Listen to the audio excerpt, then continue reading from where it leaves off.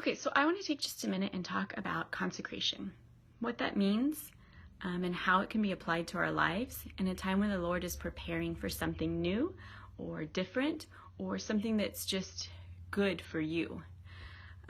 So consecration is not a time of cleansing ourselves, because the truth is we can't do that. We can't cleanse ourselves. The Lord has to do it for us.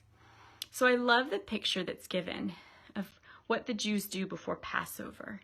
The Jews like to clean every speck of yeast out of their homes before Passover, and they even use different dishes for the Passover meal so that nothing that's there is something that has remained from the rest of the year. It's all new, or at least fresh and clean, and everything in the house has been cleaned out. Even like the drawers, they open all the drawers and take everything out and clean out the drawers. Every little speck of dust and yeast are removed from the home. And I feel like this is a beautiful picture of consecration, but it's done on the outside. And what the Lord wants to do is on the inside. He wants to do it in your heart. And so whenever we're thinking of this, we have to look in our hearts and think about what is in there that the Lord would want to clean out. And a lot of the time, the places that the Lord wants to clean out are places that may feel a bit like, when you talk about them with the Lord, you feel a bit anxious. You feel like, oh, I don't know if I want to talk about that. It kind of scares me a little bit. I'm not sure what the Lord is going to say about that. That's probably a place that you actually need to talk to him about, that you need to clean out a little bit, that he wants to have access to, so that it's no longer an anxious feeling that you get, but it's something that you want to release to him.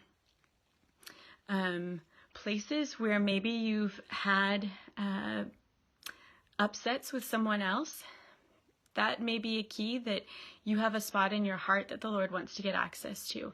A place where you're angry with someone else, or that you've been really hurt by someone else, maybe a place that the Lord wants to touch, and he wants to talk about what that means in your heart, and how you need forgiveness, or you need to forgive, or something like that.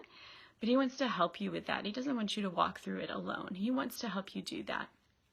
And then places where you aren't seeing breakthrough, something that you've been asking for and asking for and asking for, and you're not seeing it come through. That's a place where you need to stop and you need to ask the Lord, what's going on? Is this me? Is this you? Am I asking for the wrong thing? What is it that you want here, Lord? He needs to be the one that sets things up. So I just want to encourage you that this time is a time of preparation. Consecration means preparing, getting ready, and setting it aside for a special use. And so this time is a time of preparing our hearts for what the Lord wants to do, what he has coming for us. So I just encourage you to take the time to do that, and take the time to go to those places that may seem scary in your heart, but that he wants to walk with you and go through and really cleanse and make it ready for what's to come.